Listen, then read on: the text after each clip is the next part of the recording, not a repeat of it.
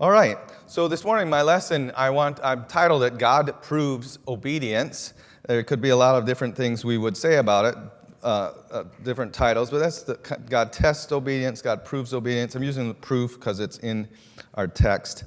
And the text that we're going to use specifically would be Judges 2:22. I believe it's 22. Judges 2:22, that through them I may prove Israel, whether they will keep the way of the Lord to walk therein, as their fathers did keep it or not. So, of course, there's context there. That's just the middle of a sentence. And so, if you want to turn a page or two back, there's more context than this, but I think we can pick up a good amount of the context by looking at Joshua 23. And I'm going to begin reading in verse 5. And the Lord your God, he shall expel them from before you and drive them. This is Joshua speaking to the children of Israel about the peoples that were left in the land of Canaan, in the land of promise. Drive them from out of your sight, and ye shall possess their lands, and as the Lord your God has promised you. But be ye therefore very courageous to keep and to do all that is written in the book of the law of Moses, that ye turn not aside therefrom to the right hand or to the left, that ye come not among these nations, these that remain among you, neither make mention of the name of their gods, nor cause to swear by them, neither serve them, nor bow yourselves unto them, but cleave unto the Lord your God, as ye have done unto this day. For the Lord hath driven out from before you great nations and strong. But as for you, no man hath been able to stand before you unto this day. One man of you shall chase 1,000. For the Lord your God, he it is that fights for you, as he has promised you. Take good heed therefore unto yourselves, that ye love the Lord your God. Else, if ye do in any wise go back and cleave unto the remnant of these nations, even these that remain among you, and shall make marriages with them, and go in unto them, and they to you, know for a certainty that the Lord your God will no more drive out any of these nations from before you, but they shall be snares and traps unto you, and scourges in your sides, and thorns in your eyes. How's that? Thorns in your eyes, until you perish from off this good land, which the Lord your God has given you. So then, that's the end of Joshua. Joshua is encouraging the people of Israel to, what do we want to say, finish the job.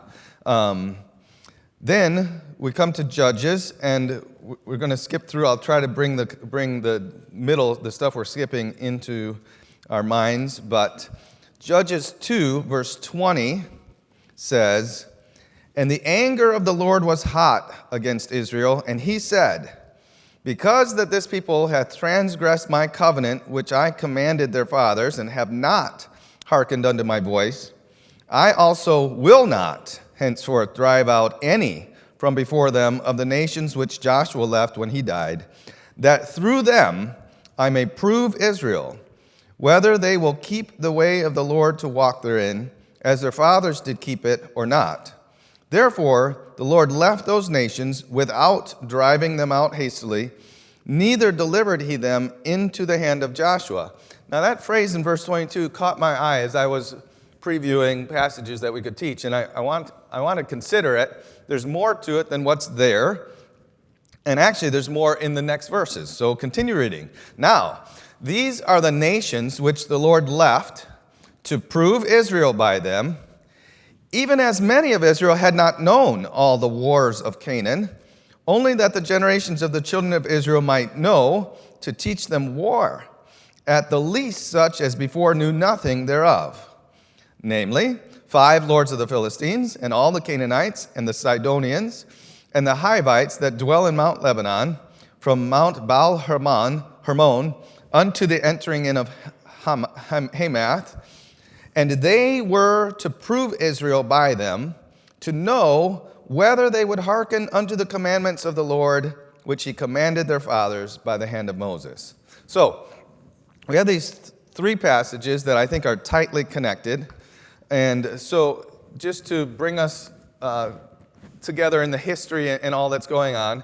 When Joshua led the people, the children of Israel, into Canaan, they conquered 31 cities, 31 major cities. We read that in, I think, Joshua 11 or 13 or something like that. We remember Jericho and Hatzor and the 5 kings of the south. He basically went into the middle of the land and he conquered that. He ventured south against the kings of the south, came up against him, and he conquered them and their cities. Then he went up north and the cities of them. So he goes into the land and then spreads out. What we see, though, and we see this even in Deuteronomy, God had said that he wouldn't drive all the people out before them. We'll mention that again. But they're in the land, and they've conquered it. They are living in the land, and they are supposed to continue as they grow in number and strength. They're supposed to fill in and drive out the rest of the people of the land. And I would just mention, it's interesting to note that many times God says drive them out. Sometimes he says destroy them, but many times he says drive them out. And that would just mean go live somewhere else. This is our land. So the promise, Joshua gives this promise to faithful Israel, and he warns in his promise that if they're not faithful, God will not keep his promise. There's sides to this. And then in Judges, we see the remaining nations, and you might remember these from just what we read. There's the Philistines, and if we're looking at Israel, I'm trying to mirror we had the Philistines down in the south here, and then the Canaanites also in the southeast, and then the Sidonians would be in the northwest, and the Hivites in the northeast. So what we have is that they're in the middle, and there's people amongst them. But then there's these other lands that were in what God had other peoples that were in the land that God promised that was left for them to conquer. God also set up what we would say we see in the book of Judges, the office of a judge. There was no king in Israel. Every man did that which was right in his own eyes. But God led people when a crisis would come. He led a judge to rise up and lead the people. So a judge was not just somebody who in a black robe. In fact, probably none of them had a black robe like we think of a judge. The judge was a ruler. He'd sit in the gate of the city and answer people's questions. But in the book of Judges, he's also a military leader and a deliverer. And if we looked right before, in Judges chapter 2, right before verse 20 where we started, we would see basically the cycle of what happens throughout the book of Judges. God raises up a judge and delivers them from their oppressors, and then they begin not to listen to their judge and go a-whoring after other gods and bow down themselves to them, turn quickly out of the way which their fathers walked in, obeying the commandments of the Lord, but they did not so. In verse 18, and when the Lord raised them up judges, then the Lord was with the judge and delivered them out of the hand of their enemies all the days of the judge, for it repented the Lord because of their groanings, by reason of them that oppressed them and vexed them. And it came to pass, when the judge was dead, that they returned and corrupted themselves more than their fathers in following other gods to serve them and to bow down unto them. They ceased not from their own doings, nor from their stubborn way.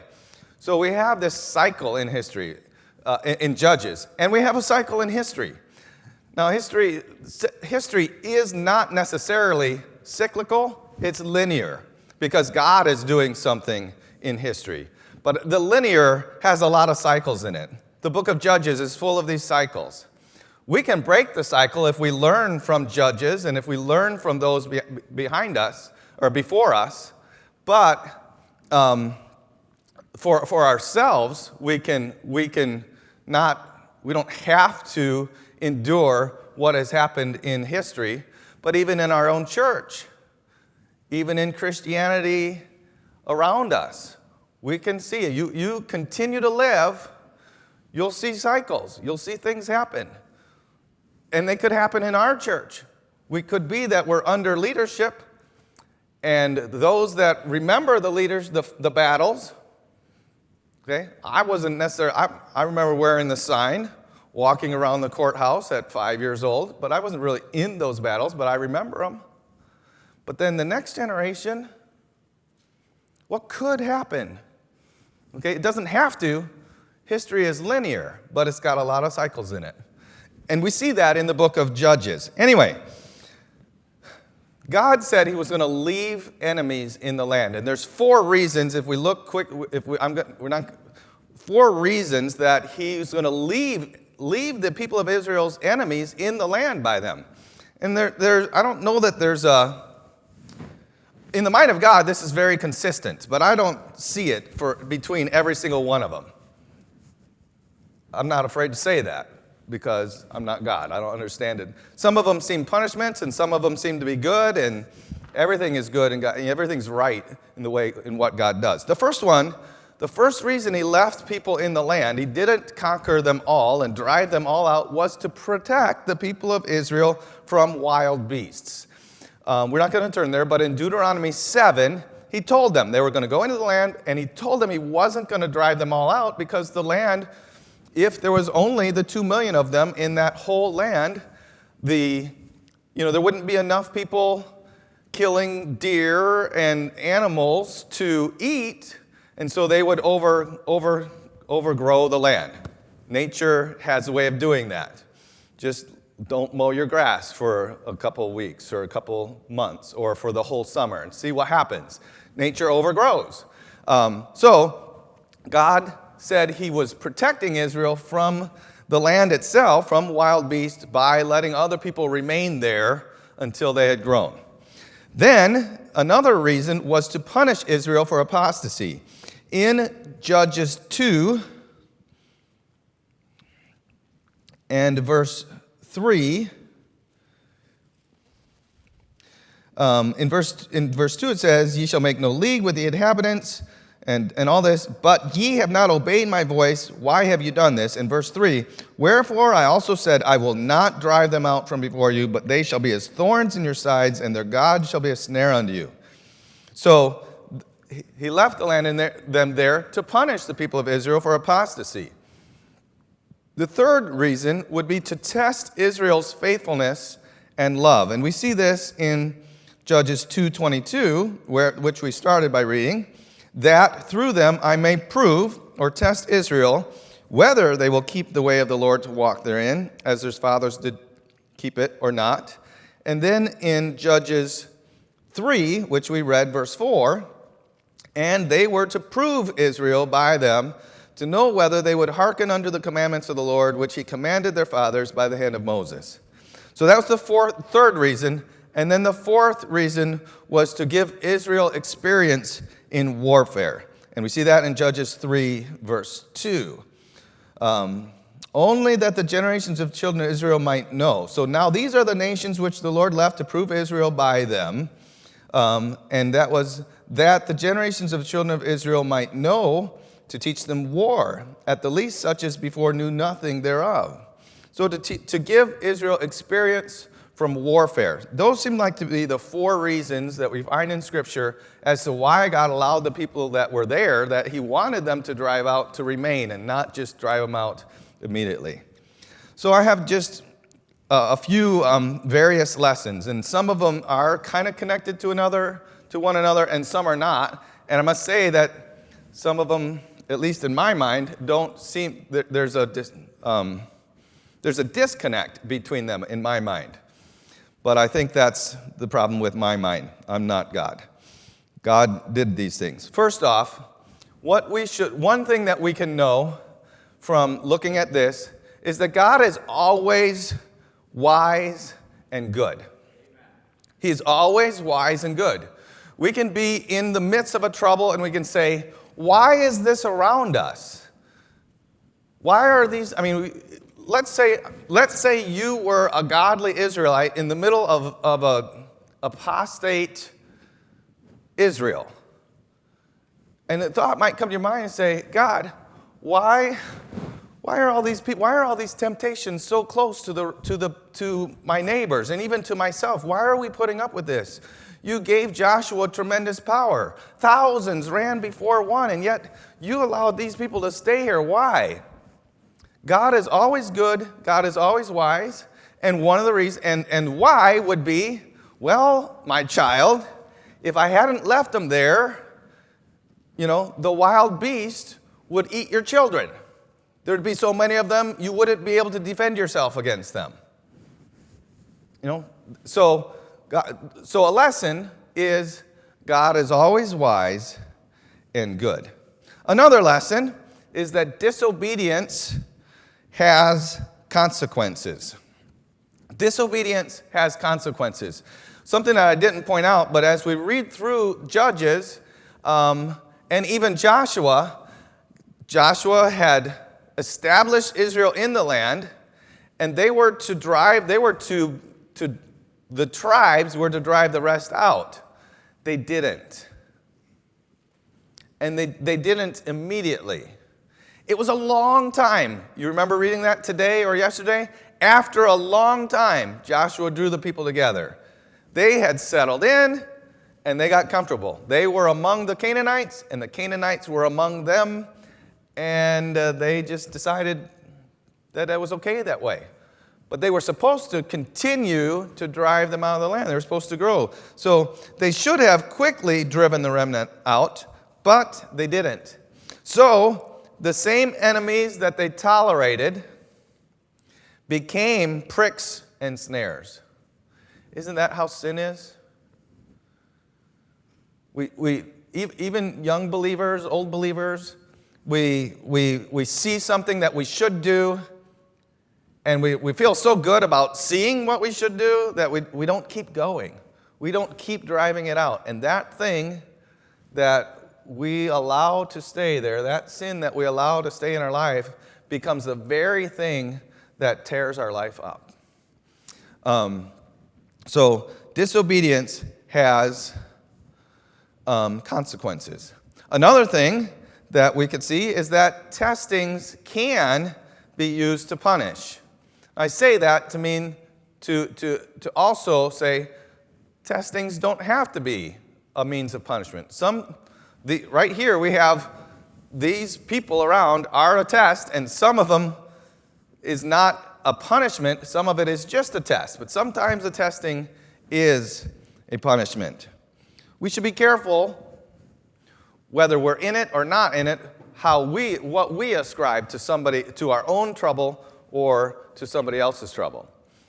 A lot of times people will look at somebody else and they have a beef against them and they immediately think that some trouble that they're in is God judging them. See, I knew I was right about that. I don't like them and neither does God. And it could be God is just testing them. He's not punishing them.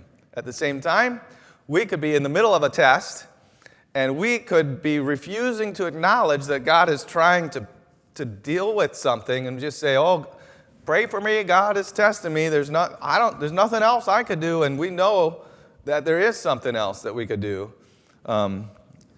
Testings can be punishment or just testings, or trials can be testings or punishment. So, another thing to learn from this is that everybody is faithful when there's no tests. Everybody's faithful. God said, I left them there to prove them, to test them. Will they obey me? Everybody's faithful when there's no tests. We all do just fine when there's no trouble, when there's no temptation. We don't know who's true and who's fake if there's no tests. And I will say, not to be high-minded, but testing reveals who we should fellowship with. Okay? There's no teenagers here, but there's parents of teenagers. So in the Christian school, it looks like everybody's faithful. But somebody comes along, a little test comes, and you get to see how your kids react to that. Do your kids gravitate to this opportunity to be on the edge, be closer to the world, or not? Are they the ones introducing this edgy thing, this thing that's on the edge? See, the test reveals, it proves something, it tests something, and it even reveals who's true, who's fake, and it reveals to those who are true who they should fellowship with, who they should, as the Israelites back in those days, who they should give their daughters to in marriage, who they should decide to pursue as a life's mate. So everyone's faithful until there's a test. Testing allows us to prove, as the New Testament says, the sincerity of our love, right? To prove the sincerity of our love. We have lots of different tests. We have moral tests, financial tests. We just think about every single aspect of our lives can be tested, but those tests can be used to prove that we love, prove that we will obey, prove that we'll do what God expects from us. Then, with the idea of warfare, God left these people there. He left them there so that they could learn war. They could learn from warfare or learn warfare. What does warfare teach? Warfare teaches courage and hardness. If they never had any battles, if we never have any battles, we get soft and effeminate, as a preacher of yesteryear said about these people. If they just lived in ease, they would have a life of luxury, and the men would turn into women, effeminacy. It takes a man to fight.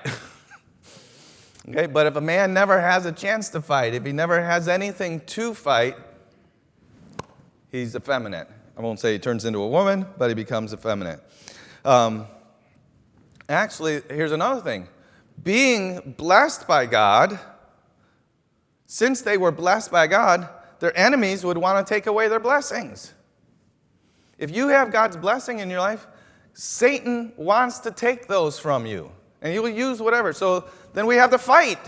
We have to fight to keep the blessings that God has for us. Another thing warfare teaches is discipline. Warfare teaches discipline. I've not been in an army, but it's a pretty shabby army that has no discipline. It's not a good warrior. He's not a good warrior that has no discipline. Warfare teaches us discipline. We need to have discipline. Discipline is good for us. Being alert and aware and following the rules is good for us. That's discipline. Warfare keeps you familiar with your armor and your weapons. God has given us armor. Remember, in Ephesians, He's given us armor.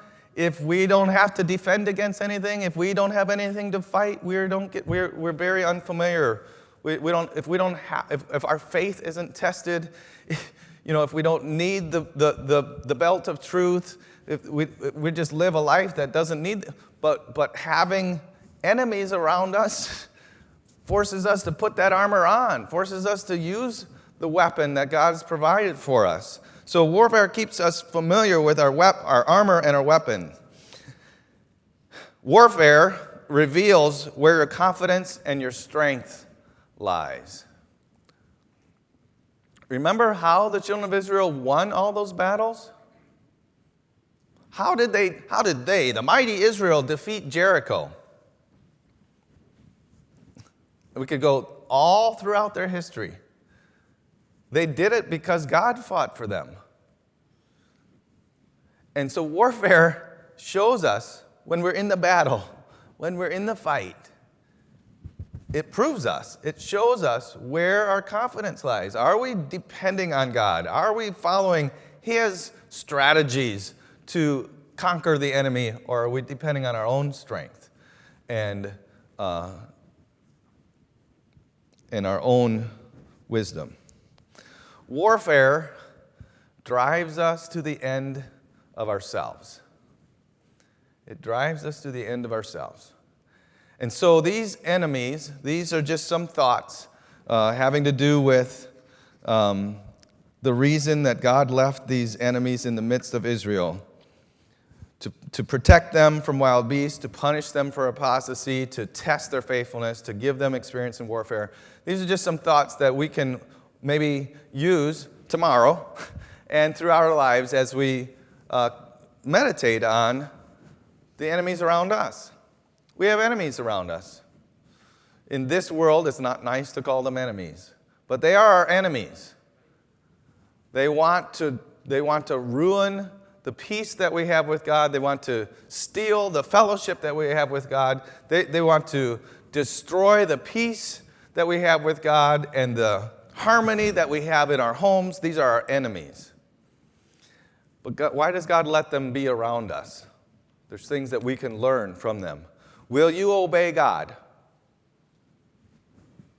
The text I chose, the text that brought me to this subject is, they're there to test us.